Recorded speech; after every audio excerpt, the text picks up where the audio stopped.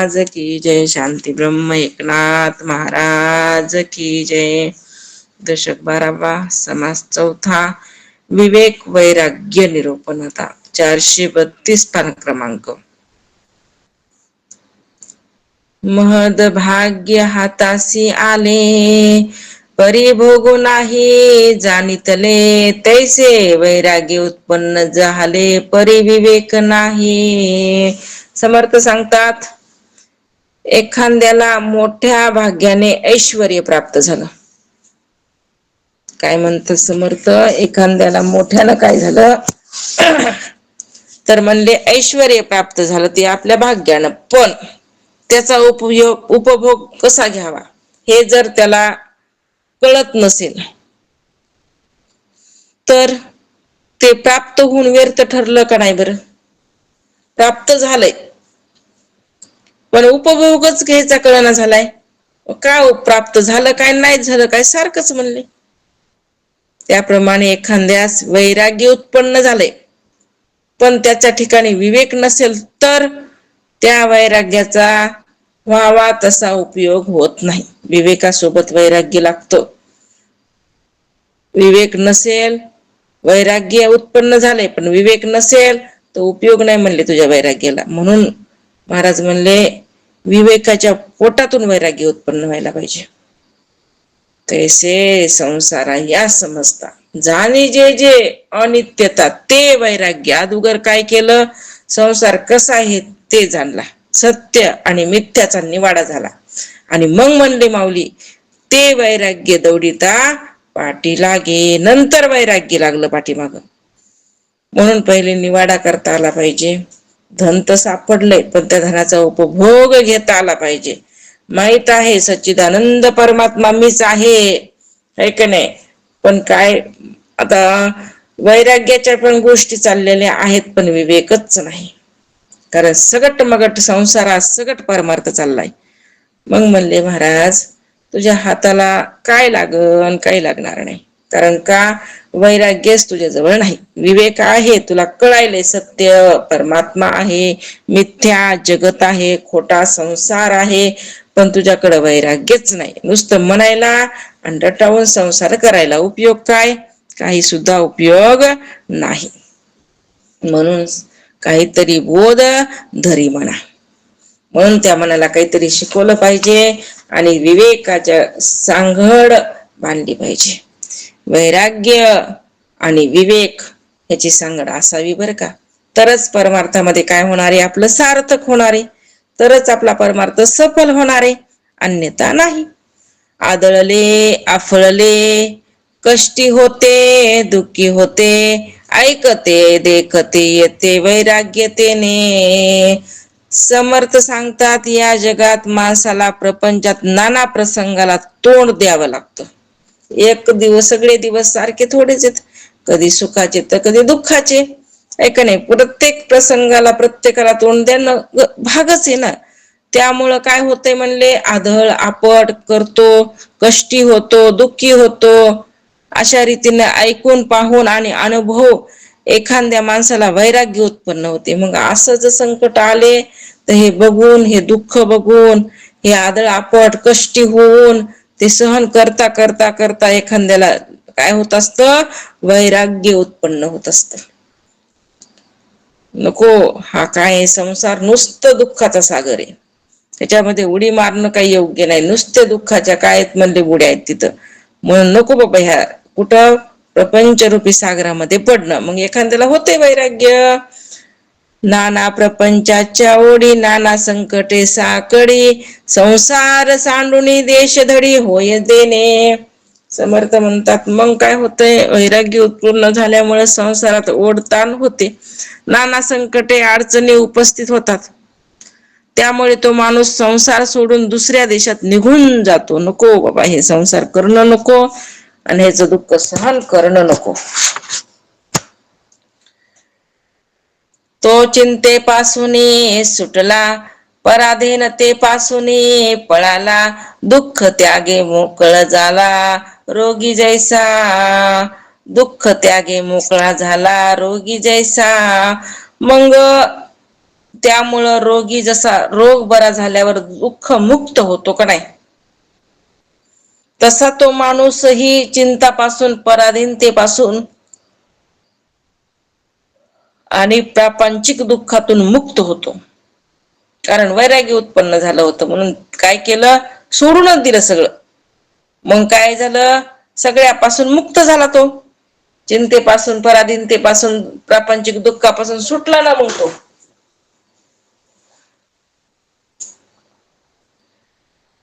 परी तो होऊ नये मोकाट, नष्ट भ्रष्ट आणि चाट, सीमाच नाही सौराट गुरु जैसे. समर्थ सांगतात की त्याने मोकाट, उनाड, अनाचारी, उन्मत्त एखाद्या जनावराप्रमाणे मोकाट होऊ नये. ठीक आहे, संसार सुटलाय, संसारापासून त्यानं काय झालं आता, परंडे मुखत झालेला आहे, तर मग त्यानं मोकळं राहू नये म्हणले. त्या मोकाट ढोरासारखं हिंडू नये. तर काय करावं, समर्थ सांगतात, विवेके विन वैराग्य केले, तरी अविवेके अनर्थी घातले, अवघे वेदर्थची गेले दोहीकडे. समर्थ म्हणतात, विवेक नसता वैराग्य प्राप्त होऊन प्रपंच सोडून गेला. ठीक आहे, दुःखाला कंटाळला, नको हे चिंताला, त्या पराधीनतेला, म्हणून दुःखातून मुक्त होण्यासाठी प्रपंच सोडून दिला.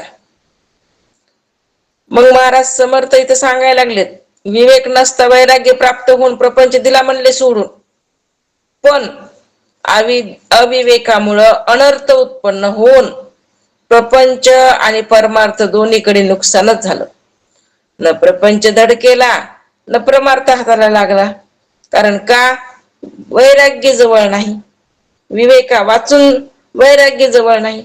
विवेक असेल तर त्या वैराग्याची शोभा आहे, आणि विवेक नसेल तर त्या वैराग्याची काय नाही, शोभा नाही. ना प्रपंच ना परमार्थ, आवेगी जिनेची झाले व्यर्थ, अविवेकी अनर्थ ऐसा केला. समर्थ म्हणतात, धड ना प्रपंच ना परमार्थ, असं होऊन त्याचे जगणेच व्यर्थ ठरलं. ना प्रपंच धड झाला, न परमार्थ धड झाला. अविवेकामुळं असा त्याच्या ठिकाणी काय झाला, अनर्थ ओढल्या गेला. कुठंतरी उतरवलं नाही, कुठंच उतरलं नाही, ना प्रपंचामध्ये नाही, ना परमार्थामध्ये नाही.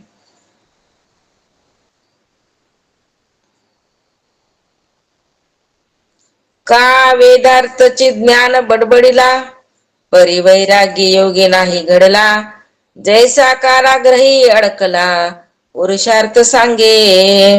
एखादा असा शब्दज्ञानी असतो ना, की तोंडाने ज्ञान बडबड करतो, बडबडत असतो, नुसत्या ज्ञानाच्या गप्पा मारलेल्या असतात त्यानं, पण वैराग्याचा पूर्ण अभाव असतो. त्यामुळं एखाद्याने तुरुंगात बसून पुरुषार्थाच्या बडाया माराव्यात, तशी मग त्या जीवाची व्यर्थ बडबड होत असते. कशामुळं, शब्द ज्ञानामुळं. बडबड चालली तोंडामध्ये, तोंड भरोनी विवेका,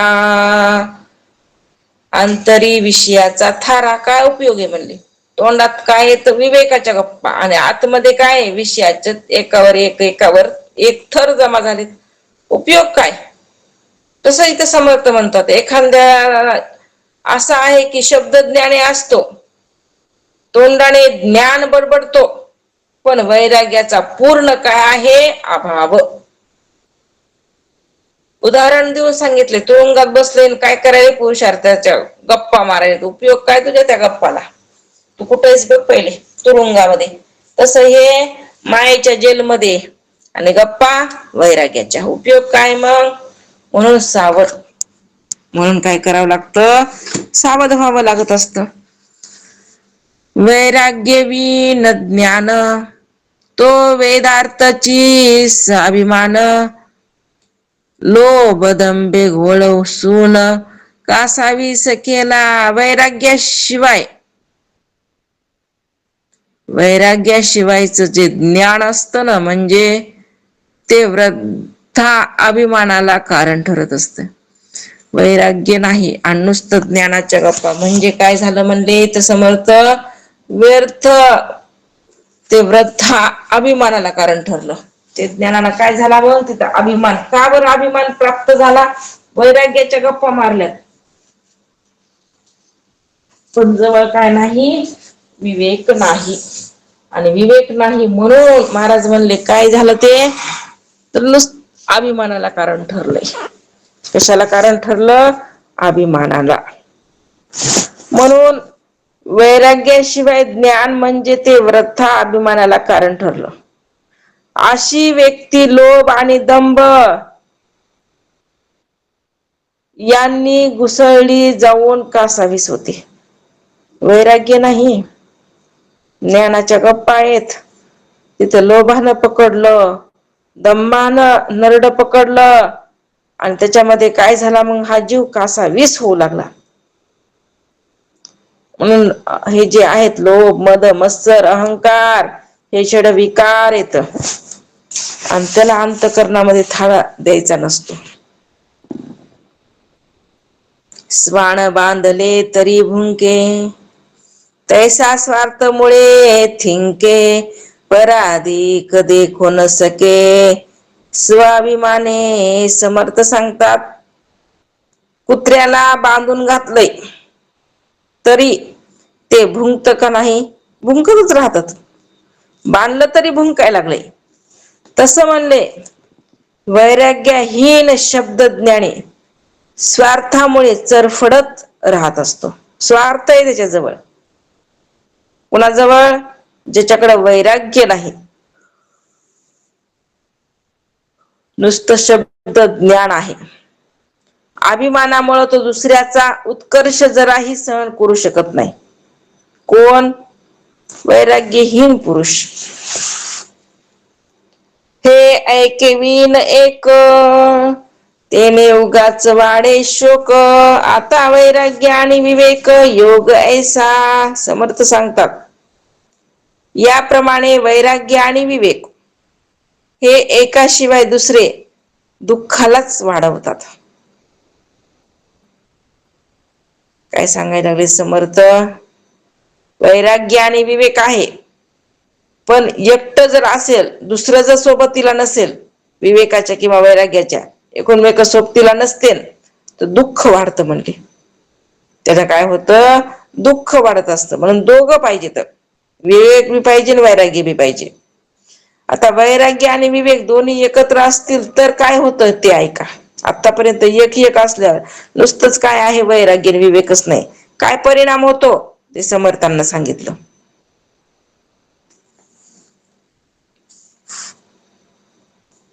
कारण नुसतं विवेका वाचून वैराग्य उत्पन्न झालं तरी पण दुःख त्याला सुटत नाही. तरी पण तो त्या दुःखामध्येच बांधला जात असतो.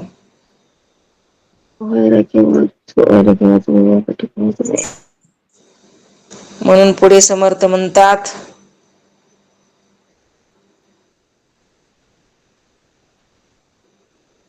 की आता वैराग्य आणि विवेक दोन्ही एकत्र असतील तर काय होते हे बघायचे बरं का. म्हणून लक्षपूर्वक ऐका. विवेक वैराग्य एकत्र असल्यावर काय स्थिती होत असते ते तर समर्थ सांगायला लागलेत आता. हे ऐकेवीन एक, तेने उगाच वाढे शोक, आता वैराग्य आणि विवेक योग ऐका. समर्थ म्हणतात याप्रमाणे वैराग्य आणि विवेक हे एकाशिवाय दुसरे दुःखाला वाढवतात. जर नुसतं वैराग्य असेल तरी जमत नाही, नुसतं विवेक असेल तरी जमत नाही. मग आता वैराग्य आणि विवेक दोन्ही एकत्र असतील तर काय होतं ते ऐका.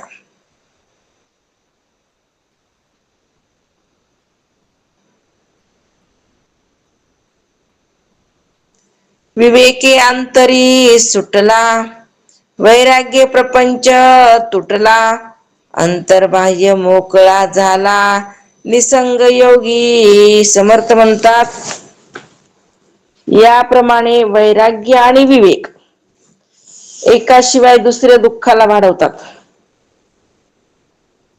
पण विवेकाने जो अंतरी अनासक्त झालेला असतो, आसक्ती सुटते ना कशानं? विवेकानं. काय झालंय? आतमध्ये अनासक्त झालेला आहे, कशामध्ये लिप्त होऊन राहत नाही. जसं तूप आहे, एकदा दुधामधलं तूप काढलं मंथन करून, दुधामध्ये तूप होत, माहिती पण आहे दुधामध्ये तूप, पण दिसलं का? अगोदर नाही दिसलं. त्याला प्रक्रिया केली आणि मग म्हणले ते तूप जे आहे नंतर मिक्स करायचा प्रयत्न केला, दुधासोबत होतंय का? नाही, ते चमकतंय. मग दुधात जरी तूप टाकलं तरी ते चमकतंय, वेगळंच पडतंय. पाण्यात टाका, दुधात टाका, ते त्वरित तरंगत असतं. तसं म्हणतात महाराज, विवेकाने जो अंतरी अनासक्त झालेला असतो. कारण का? आतमध्ये आसक्ती सुटली. आसक्ती सुटण्याकरता विवेक महत्वाचा. विवेकानच आसक्ती सुटते. विवेकानच काय होत असते? आसक्त रहित जीवन जगण्याची कला प्राप्त होत असते. आहे सगळं तर करायलाय, सगळ्यामध्ये तर आहे वाटायलाय, पण चित्तामध्ये आसक्ती नाही. एकदा परिचय झालाय की लगेच ते तिथंच डिलीट करावं लागतंय, त्याला चित्तामध्ये घ्यायचं नाही. इथं म्हणायचं आसक्ती रहित जीवन.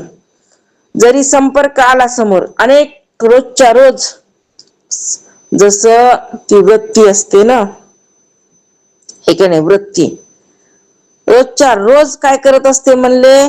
ती आकार धरत असते. पण तेच ती आकार रोजच्या रोज धरत नसते. ती वृत्ती नेहमी बदलते, नेहमी बदलते, नेहमी बदलते. हे बी ज्ञात नसतं आपल्याला. जसं रोड तेच आहे, बरोबर आहे ना? रोड, रस्ता, ते हायवे, रोड तेच आहे, पण त्याच्यावर तेच वाहन आहेत का नित्य नियमानं रोजच्या रोज? नाही ना. नेहमी बदलतात, नेहमी बदलतात, नेहमी बदलतात का नाही? तसं वृत्ती पण तीच आहे, पण त्याच्यामधले जे वृत्तीमध्ये जे स्फुरण व्हायले, जे वलय उत्पन्न व्हायले, ते नेहमी नित्य नवे येतं. म्हणून त्याच्यामध्ये आसक्ती नसावी. आसक्ती केव्हा राहणार नाही? जेव्हा विवेक जवळ असेल तेव्हा. जरी प्रपंचात आहोत, रोजचा व्यवहार तेच आहे, पण आता विवेक उत्पन्न झालाय म्हणून त्याच्यामध्ये काय नाही, अनासक्त जीवन जगण्याची कला शिकली विवेकानं. आसक्त आता होता इतके दिवस, पण आता काय झाला? सगळ्यामधून बाजूला निघायचा त्यानं प्रयत्न केलाय. अहंता, ममता त्यानं काय केली? आता चक्क सोडून दिली. कशामुळं? विवेकानं दाखवून दिले तैसे संसार या समजता. जाणे जे जे अनित्यता, सगळं अनित्य आहे. कुणी जाणून दिलं? विवेकानं. विवेकानं सत्य मिथ्याचा निवाडा केलाय. विवेकानं जड चैतन्याचा निवाडा केलाय. विवेकानं नाशिवंत अविनाशाचा काय केला? निवाडा केला. चाळणीच लावली विवेकाची, सार आणि आसार. विवेक काय करतोय? सार एकीकडं, आसार एकीकडं. म्हणून आसाराला घ्यायचं का साराला? साराला घ्यायचं. आणि आसार काय? फलकट तो संसार. एक सार भगवंत, फलकटे म्हणले संसार. त्याच्या नादी लागायले 24 तास चिंताग्रस्त फलकटाच्या. फलकटाला नादी लागून चिंताग्रस्त झाले जीव. कशाच्या नादी लागले? फलकटाच्या. अरे ते फलकट काही कामाचं नाही, त्याला तृप्ती होत नसते. किती सांगायचं साधू संतांना? ऐका नाही, सांगायला तर अरे खाऊ नकोस, ते त्यांना तृप्ती होणार नाही, तरी हे सोडच न झाले. त्या गोंडराला ज्वारीचे गोंडरच कुटायला लागले. काय निघणार आहे? काय लागणार आहे हाताला? काय लागत नाही. तसंच हे कशामध्ये पडलंय? आसारामध्ये. कसारामध्ये? आसारामध्ये. संसारात पडणं म्हणजे आसार. लेकराचे लग्न होईनात, नोकऱ्या लागनात. काय हे सारे का आसारे? चिंताग्रस्त कसं होईल? अरे सोड ते फलकटे. कधी कळण? झालं ना मग, आता आले ना दिवस, सूर्य मावळायला ना आयुष्याचा. वरचे दुपार झाली, आता मावळायला उशीर आहे का सूर्य? तरी पण ह्याला काय कळना झालंय? आपली जागाच ह्याला सापडना झाली. अंधार पडल्यावर सापडेल का मग? जोपर्यंत उजेड आहे तोपर्यंत जाऊन बस ना आपल्या आपल्या जागेवर. नाही, बसलं इकडच. जसं ती आजीबाई सुई कुठं शोधू लागली जागा सोडून. घरात पडली म्हणली हरपली सुई, कुठं शोधू लागली रस्त्यावर त्या मरकुरीच्या उजेडात. तशी अवस्था ह्या जीवाची. आतमध्ये शोधायचं सोडून सोडलंय, बाहेर शोधायला लागले. कसं सापडन? परमात्मा ह्याला सापडायचाय. आतमध्ये सांगायले साधू संत, आणि हे बाहेर बाहेर फिरे गवारा. महाराज म्हणले हे गवारे रे, ह्याच्या नादी लागू नका. त्याला काय सापडते का? किती सांगा म्हणले. कट्टाळा आला सांगून सांगून. संत म्हणत नसतात बरं का असं. आपण तरी एखाद्या दिवस लेकराला म्हणतो कंटाळा आला रे बाबा तुला सांगून सांगून, तरी तू ऐकायचं काय नाही, नाव घेत नाही. पण साधू संत शेवटच्या श्वासापर्यंत काय करतात? उपदेशच करत असतात. कारण तळमळ असते ना अंतकरणामध्ये.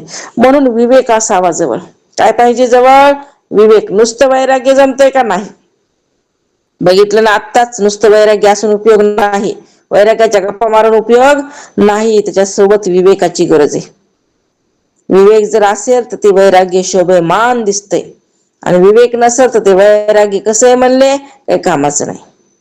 म्हणून विवेकाने जो अंतरी अनासक्त झालेला असतो, आणि वैराग्यामुळे ज्याने प्रपंचाचा बाहेरही त्याग केलेला असतो, तो योगी निसंग परब्रह्माशी एकरूप होत असतो.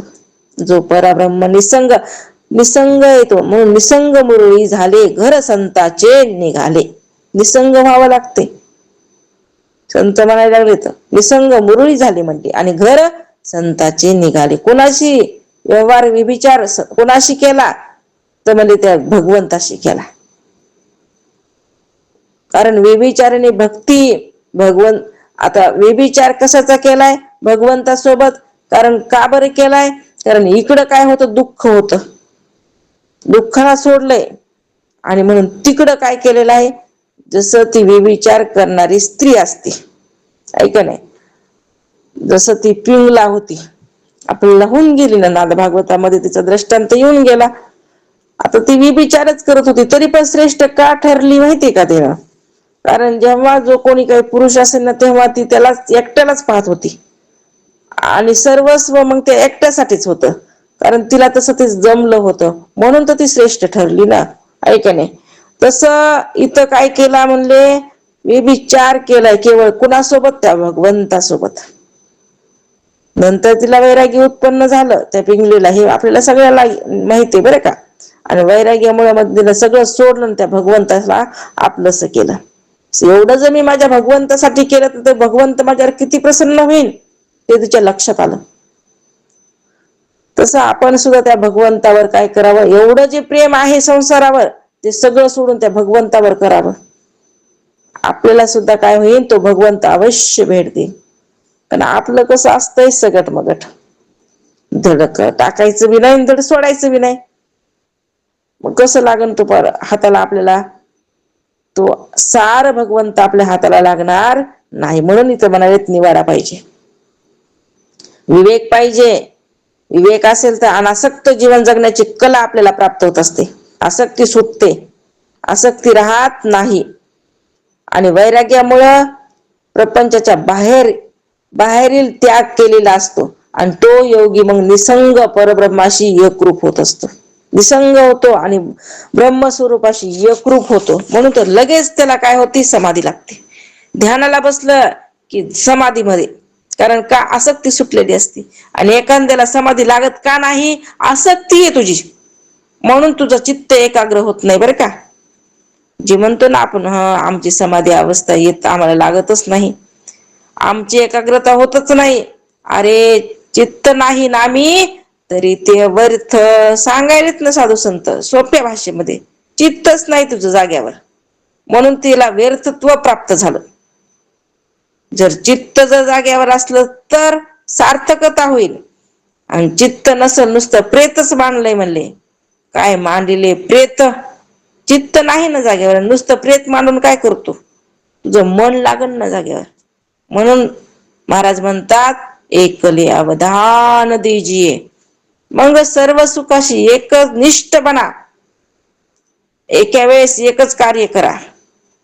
नाही तर मग इकडं काय करायचं, ग्रंथ बी ऐकायचा आणि इकडं संसारातली काम बी करायची. कमीत कमी 1-2 टाइम तरी असा काढला पाहिजे की आपण ग्रंथ उघडून काय केलं पाहिजे, ते ग्रहण केलं पाहिजे. काय झालं, ऑनलाईन असलं म्हणजे तरी पण कान आपले कसे येत, ग्रहण करायला लागलेत ना. म्हणून कानी जे पेरिले डोळा उगवले, व्यापक भरले हरीचे रूप. कानात पेरायचे, ऐका नाही तर नाही डोळ्यानं, पण कानानं पेरायचंय. आणि ते व्यापक रूप काय होणारे, दृष्टीत पडणारे. पण अगोदर पेरणी सुफल व्हावं लागत. आपली पेरणीच कुठं कुठं एखाद दोन शब्द. कारण का, मन दुसरीकडे. जर मन दुसरीकडे असेल तर जे पेरलंय ते कसं उगवल. ते म्हणले मग काय नाही, पेरणीच बरोबर होईना, कुठं धान पडायला लागले. पेरणी बी तशी, उगवत बी तसंच. मग तसंच अवस्था आहे. म्हणून काय करावं लागल, एक निष्ठ भाव ठेवावा लागल आपला. म्हणून म्हणले जे महाराज म्हणतात पुढे, जैसे मुखे ज्ञान बोले, तैसीच सवे क्रिया चाले. दीक्षा देखोनी चकित झाले, सुचिस्मंत समर्थ म्हणतात. तो मुखाने जसं ज्ञान सांगतो, त्याला अनुसरून त्याचे वागणे असते बरं का. म्हणून आचरणाला खूप महत्व आहे बरं का. आपल्या परमार्थामध्ये महत्व कशाला, आचरण. बघा ना, त्याचे आचरण शुद्ध असेल, लगेच कळतंय, लगेच लक्षात, अरे हे आचरण ह्याचं शुद्ध आहे बरं का. लगेच चेहऱ्यावर त्याच्यात तेज असते, आचरण शुद्ध आहे, समाधान आहे हा जीव. म्हणून मुखाने नुसतं ज्ञान आणि त्याला अनुसरून त्याचे वागणं असेल, वागण्याची रीत पाहून सज्जन लोकही आश्चर्यचकित होत असतात. कारण का, आचरण शुद्ध. आचरण कसं शुद्ध लागतं. म्हणून परमार्थ करत करत, ज्ञान ग्रह करत करत, आपण आपल्या वागण्या बोलण्यामध्ये सुद्धा काय झाला पाहिजे, आपला फरक पडला पाहिजे बरं का. आपल्यामधला जो अहंकार आहे तो कमी झालाच पाहिजे. दंभ आपला गेलाच पाहिजे. स्वार्थ भावना आपली गेलीच पाहिजे. म्हणून तर म्हणले ना ज्ञानेश्वर महाराज, आम्ही कसं झालो, टाकीली पात्र झोळी, धर्म अधर्म आशा, कोल्हाळ चुकविला त्रिगुणाचा ओळसा, सुखे मी निजलो गा शून्य सारोनी तेथे, त्रिपुट शिकरी गा दान मिळे येथे. आम्ही झोळी टाकली, आम्ही भिकेचं खापर टाकलं. आता आमच्या जवळ काहीच नाहीये तुमचं घ्यायला. आता आम्हाला काहीच ग्रहण करायचं नाही, कारण आम्ही सगळं टाकून दिले. आम्ही मागणं सोडले. आता भिकेचं खापर आहे का आमच्याकडे, अजिबात नाही. भिकार पण सोडलंय आम्ही. आणि काकामध्ये आमच्या झोळी बी नाही, आता सगळं टाकून दिले. आणि डायरेक्ट आम्ही आता कुठं जाऊन बसलो, सुखे मी निजलो गा शून्य सारोनी तेथे, शून्याच्याही पलीकडं. त्रिपुट शिखरी गा, त्रिपुटीचं शिखर गाठलं म्हणले. दान मिळे आई ते, म्हणजे त्रिपुटीचं शिखर गाठायचे. त्रिपुटी रहित जीवन. आता अगोदर त्रिपुटीचे शिखर गाठायला पहिले त्रिपुटीच्या वेगळं तर निघावं लागेल ना, मग शिखर गाठताय. त्रिपुटीच तिथं अगोदर काय बी नाही, चित्तामध्ये बस नाही. अगोदर पाठांतर करावं लागेल का नाही, त्रिपुटी चित्तामध्ये बसावं लागेल का नाही, आणि मग त्रिपुटीच्या वेगळं निघता येईल. अरे नेय ज्ञाता ज्ञान ह्याच्यापेक्षा मी वेगळा आहे, ध्येय ध्याता ध्यान ह्याच्यापेक्षा मी वेगळा आहे, प्रमेय प्रमाता प्रमेय ह्याच्यापेक्षा मी वेगळा आहे, दृश्य द्रष्टा दर्शन ह्याच्यापेक्षा मी वेगळा आहे. त्रिपुट्या विरहित जीवन. आणि मग म्हणले सुखे मी निजलो गा. तिथं जायचे आपल्याला, ती स्थिती प्राप्त करून घ्यायची. जैसे मुख ज्ञान बोले, खालची ओळी, आस्था नाही त्रिलोक्याची, स्थिती बाणली वैराग्याची, यज्ञ विवेक धारणेची सीमा नाही.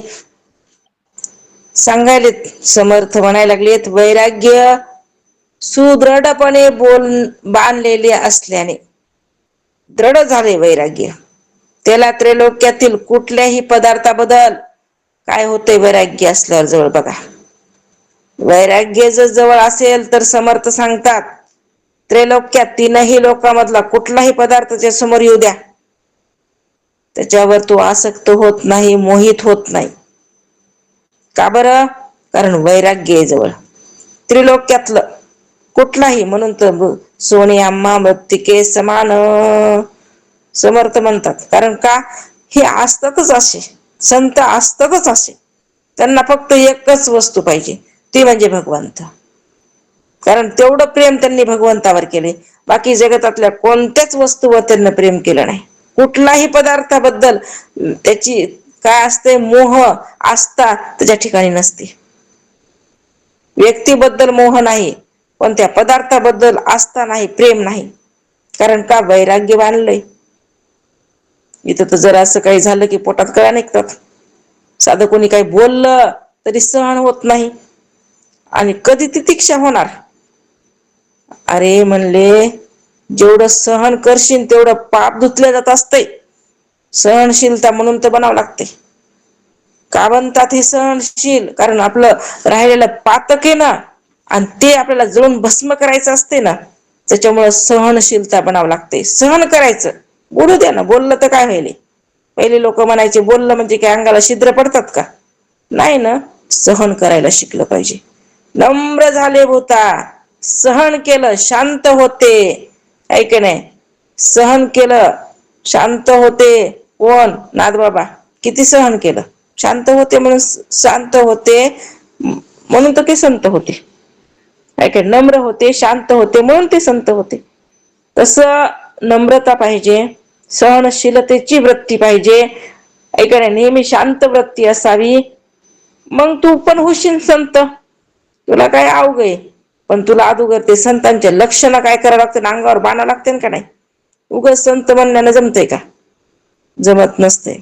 म्हणून युक्त्या म्हणून सांगितलं स्पष्टता. खरंय, खोटं थोडंच आहे. संत खोटं सांगत नसतात कधीच. संत हे कधीच खोटं सांगत नसतात. खोटं बोलणारे जीव असतात बरं का, संत नाही.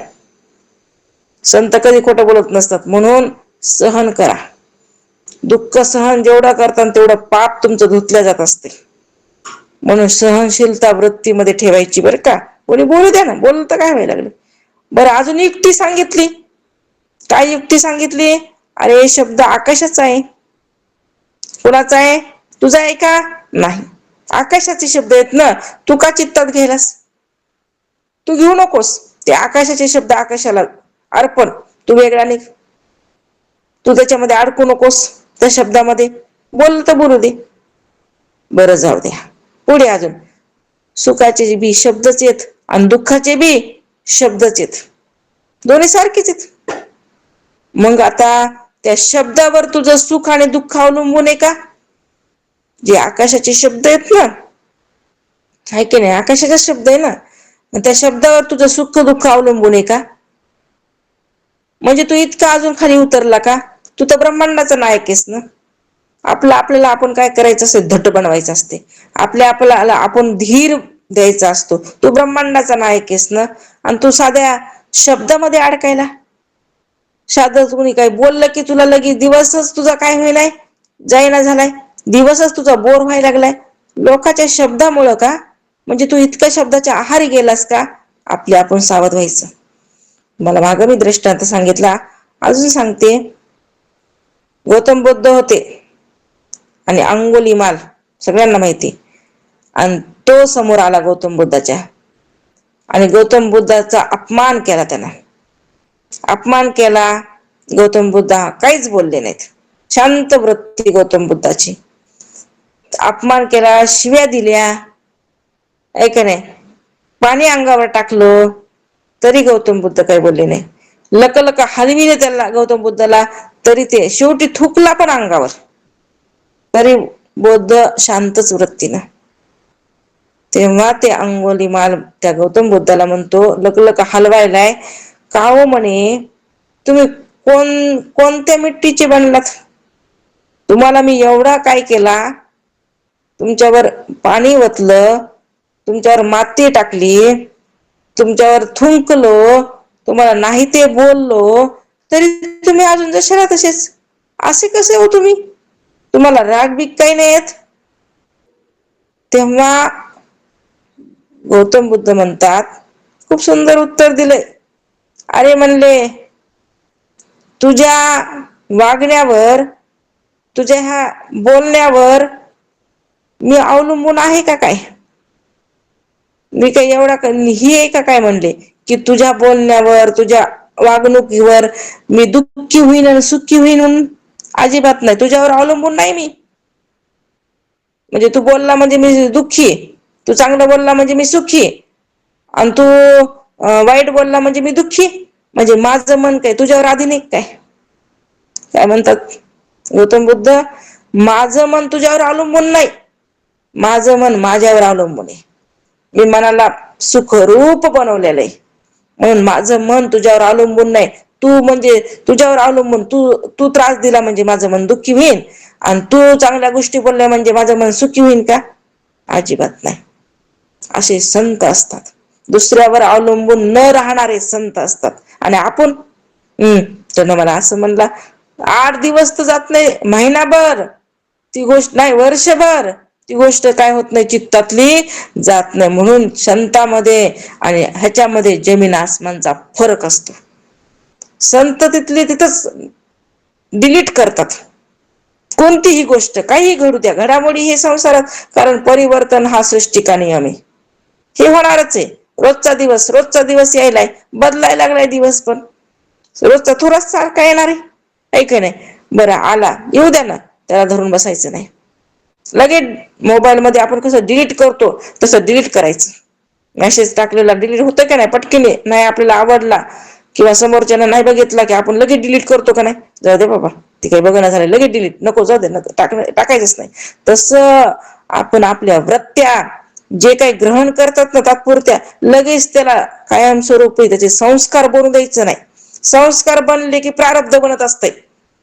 म्हणून तिथल्या तिथं डिलीट करायला शिकायचं. जसं आपण मोबाईलचं बटन पटकन डिलीट करतो का नाही, डबल आणायचं म्हणलं तरी येत नाही, तसंच आपल्या अंतकरणामध्ये ज्या वृत्त्या बसल्यात लगेच तिथल्या तिथं डिलीट करता आल्या पाहिजेत. म्हणजे काय होणार नाही, संस्कार होणार नाहीत.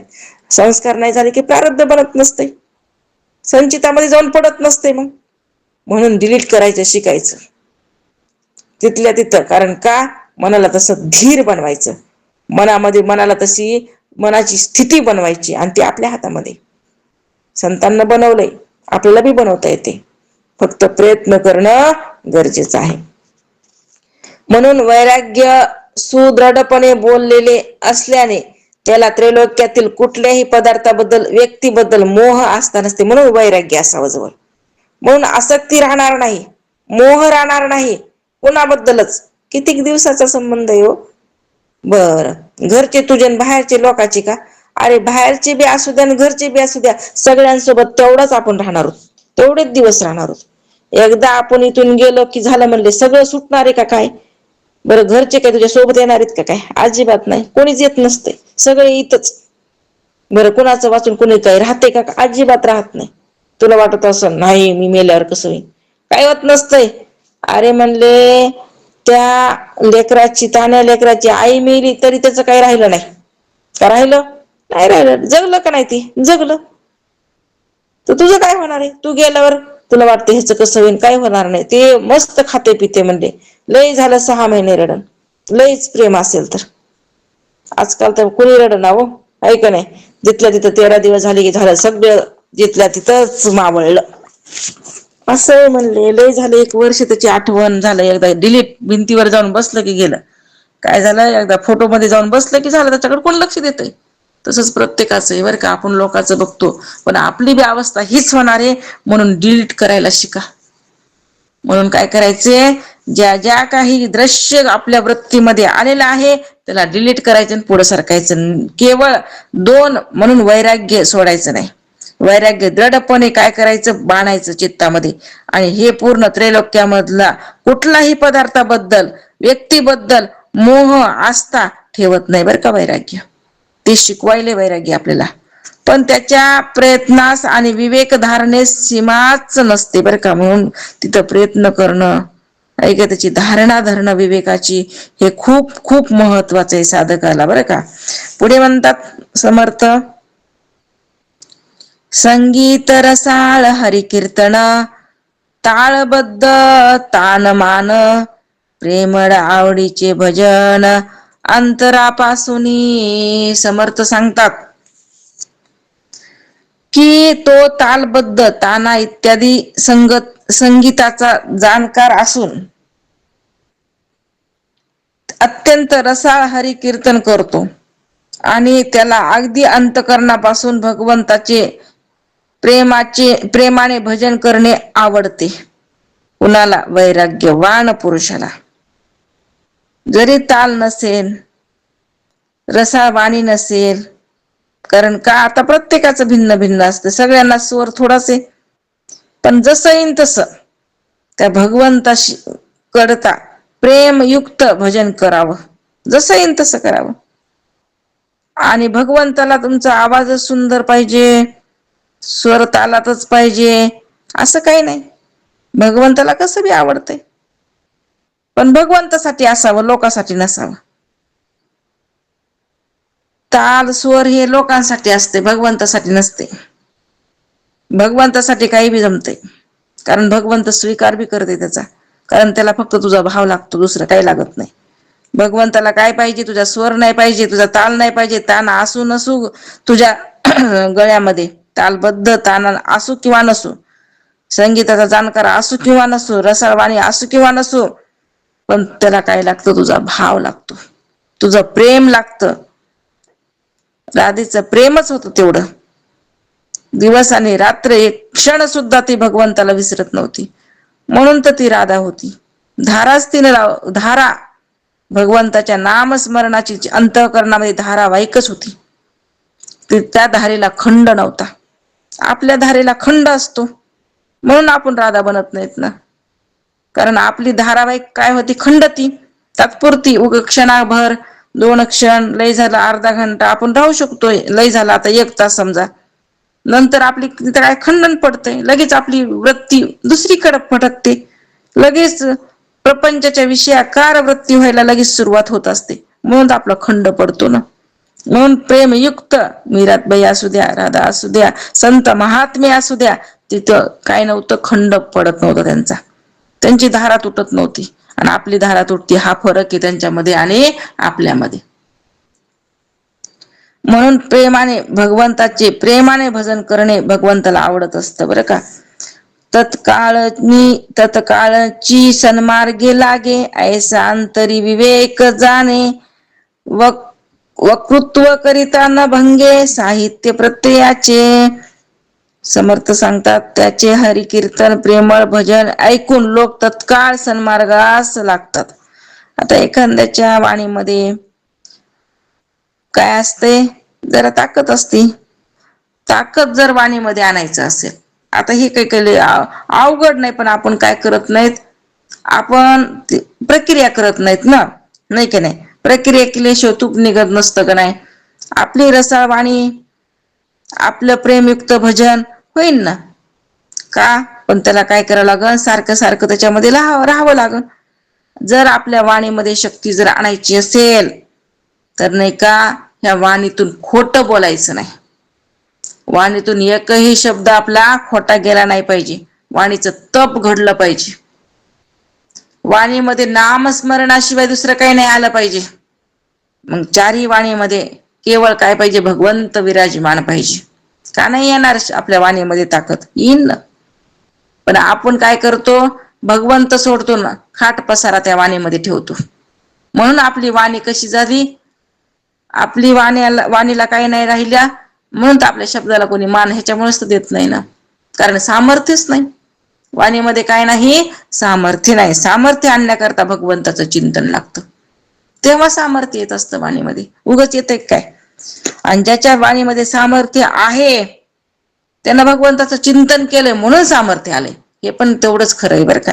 असं म्हणून महाराज म्हणतात, त्याचे हे हरिकीर्तन प्रेमळ भजन ऐकून लोक तात्काळ सन्मार्गाला लागतात. त्याच्या अंतरी विवेक जागृत होतो. त्याचे वक्तृत्व असे असते की त्यातून वेदांत सारखे अनुभूत शास्त्र सिद्धांत प्रगट होत असतात. कारण तपश्चर्या घडलेली असते. म्हणून तर तपेविन दैवत्व दिज्ञाविन प्राप्त गुजविन हित कोण सांगे. ज्ञानेश्वर महाराज म्हणतात तपश्चर्या घडणं गरजेचं असतं. सन्मार्गे जगास मिळाला म्हणजे जगदीश ओळला. प्रसंग पाहिजे कळला कोणी एक याप्रमाणे तो लोकांना सन्मार्गी लावू लागला की त्याच्यावर जगदीश प्रसन्न झाला असे जाणावं.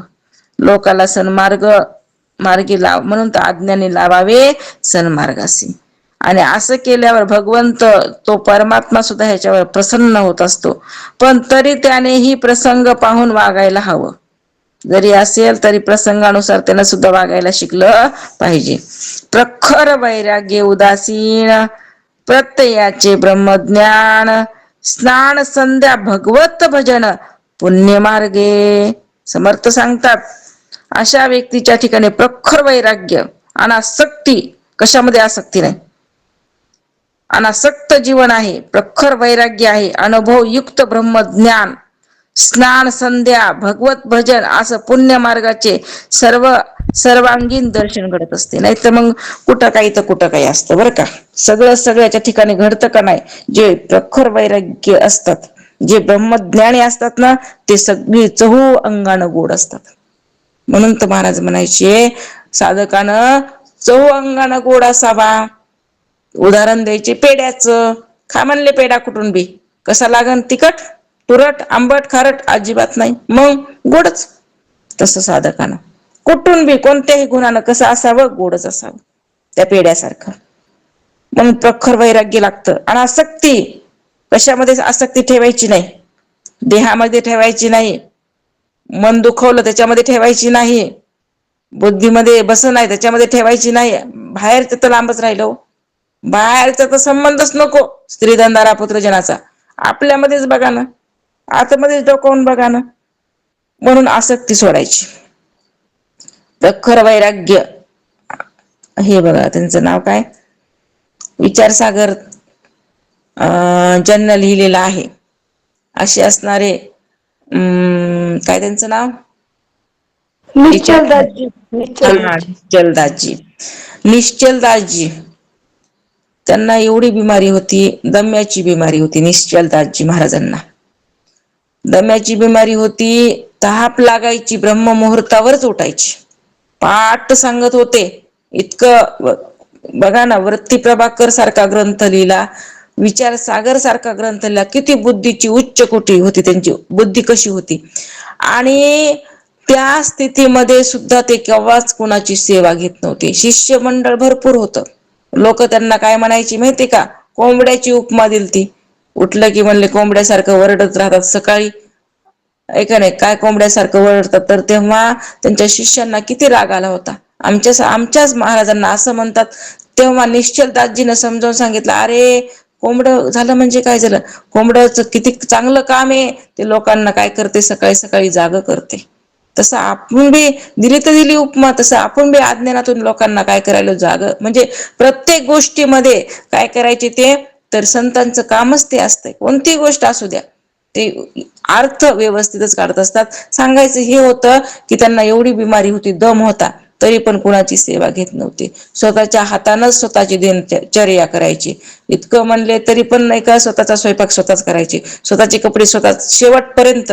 कारण का, वैराग्य होतं. आणि परत वैराग्य असून कुणाचं काय करायचं नाही, आपल्या आसक्ती नाही. उगच कुणावर मग काय आसक्ती वाढते ना, ह्याच्या हे घेतलं त्याचं नाही, ते माझं ते तुझं अजिबात नाही, असा भेदभाव सुद्धा राहत नसतो कुठं, संतांच्या ठिकाणी. म्हणून याप्रमाणे विवेक वैराग्य प्रखर लागतं बरं का. दोन्ही असले तरी पण महाराज इथं सांगतात, वैराग्य प्रखर, अनासक्ती, अनुभवयुक्त ब्रह्मज्ञान, स्नान संध्या सुद्धा लागते. मग ब्रह्मज्ञान झालं म्हणजे काय झालं, म्हणजे तुम्ही स्नान करायचं नाही, तुम्ही संध्या करायची नाही, म्हणजे तुम्हाला काही सगळं माफ आहे का. अनासद आचरण तुमच्याकडून घडत असतं. मग तिथं सुद्धा काय नाही, तिथं तुमची प्रगती खुंटत असते बरं का. म्हणून स्नान संध्या भजन, भगवत भजन हे काय केलं पाहिजे, पुण्य मार्ग जे आहेत त्याचा सुद्धा स्वीकार साधकानं केला पाहिजे बरं का. स्नान संध्या, म्हणून तर म्हणले तपश्चर्या, सकाळी ब्रह्ममुहूर्तावर उठणं, स्नान संध्या करणं, भगवंताचं भजन करणं हे आपल्याला वळण लावलं पाहिजे. नित्यनेमामध्ये आपण आपलं अडकून ठेवलं पाहिजे.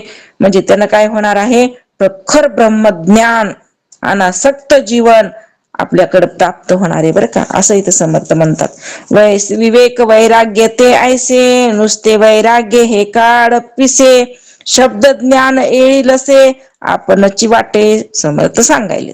याप्रमाणे विवेक वैराग्य दोन्ही असले की अशी स्थिती असते. नुसते वैराग्य म्हणजे एक कल्लीपणा अथवा खुळेपणाच आणि केवळ शब्दज्ञान हे वैराग्याच्या अभावी कंटाळवाणे वाटते. जो शब्दज्ञानी असतात ना त्यांना कंटाळाले असते. ते कधी स्नान संध्या करतात का बघा.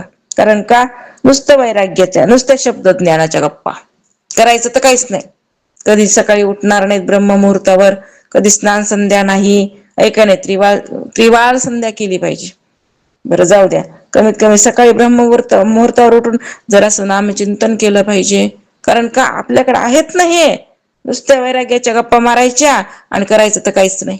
अरे अगोदर बांधावं लागल, त्याचं आचरण करावं लागल, ऐका नाही, आणि मग आपल्याला ह्या गप्पा माराव्या लागतात. तेव्हा अनुभूती येतात. मनोनी विवेक आणि वैराग्य तेची जाणीजे महत भाग्य रामदास म्हणे योग्य साधू जाणती. समर्थ सांगायला लागलेत. म्हणून विवेक आणि वैराग्य दोन्हीची जोड असणे हे महत भाग्य. तो भाग्यवान आहे, त्याच्याकडे विवेक पण आहे, त्याच्याकडं वैराग्य सुद्धा आहे. तो महत भाग्य त्याच सांगितले, महान भाग्य येते. होय, रामदास म्हणतात की साधू असतात ते हे सर्व जाणतात. केवळ साधूलाच हे कळतं, त्यांच्याकडेच हे जाणणेपणा असतो. विवेक वैराग्य दोन्हीची सांगड त्यांच्याकडच, साधूकडच असते, संताकडेच असते. बाकीचे शब्द ज्ञानी व्हायला गेले, ऐके नाही, अहंकारामध्ये पडले आणि कधीच त्यांची काय झाली, प्रगती खुंटली. प्रगती कशी होईल त्यांची? म्हणून विवेक बी पाहिजे, वैराग्य बी पाहिजे, आणि परत नुसते एकीकडेच आपण झुकले नाही पाहिजेत. ऐका नाही, एकीकड नाही.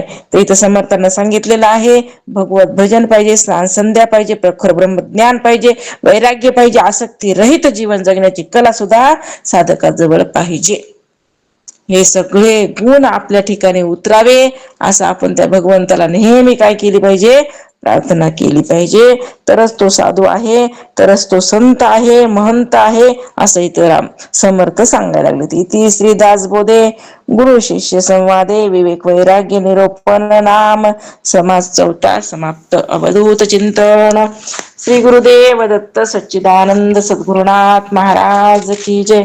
सद्गुरु मागीर महाराज जय. सद्गुरु बालासाहेब महाराज की जय. ब्रह्मपुत्र रंगनाथ महाराज की जय. शांती ब्रह्म एकनाथ महाराज की जय. ओम पूर्णमद पूर्णमिदं पूर्णात् पूर्णमुदच्यते पूर्णस्य पूर्णमादाय पूर्णमेवावशिष्यते. मनोबुद्धिहंकार चित्तानि नाहं न च श्रोत्रजिह्वे न च घ्राणनेत्रे न च व्योम भूमिर्न तेजो न वायु चिदानन्दरूप शिवोऽहं शिवोऽहं न च प्राणसंज्ञो न वै पञ्चवायु न वा सप्तधातुर्न वा पञ्चकोश न वाक्पाणिपादौ न चोपस्थपायु चिदानन्दरूप शिवोऽहं शिवोऽहं न मे द्वेषरागो न मे लोभमोहो मदो नैव मे नैव मात्सर्यभाव न धर्मो न चार्थो न कामो न मोक्ष चिदानन्दरूप शिवोऽहं शिवोऽहं न पुण्यं न पापं न सौख्यं न दुःखं न मन्त्रो न तीर्थ न वेदा न यज्ञाः अहं भोजनं नैव भोजं न भोक्ता चिदानन्दरूप शिवोऽहं शिवोऽहं न मे मृत्युशङ्का न मे जातिभेद पिता नैव मे नैव माता न जन्म न बन्धुर्न मित्रं गुरुनैव शिष्य चिदानन्दरूप शिवोऽहं शिवोऽहम् अहं निर्विकल्पो निराकाररूपो विभुर्व्याप्य सर्वत्र सर्वेन्द्रियाणां सदा मे समत्वं न मुक्तिर्न बन्ध चिदानन्दरूप शिवोऽहं शिवोऽहम् चिदानन्दरूप शिवोऽहं शिवोऽहम् चिदानन्दरूप शिवोऽहं शिवोऽहम् पुंडरीकवरदा हरिविठ्ठल श्री ज्ञानदेव तुकाराम पंढरीनाथ भगवान की जय. माऊली ज्ञानेश्वर महाराज की जय. जगद्गुरु तुकाराम महाराज की जय. शांती ब्रह्म एकनाथ महाराज की जय. मोरेताई की जय. अवधूत चिंतन श्री गुरुदेव दत्त. रामकृष्ण हरी. सर्वांना रामकृष्ण हरी. राम राम. जय जय.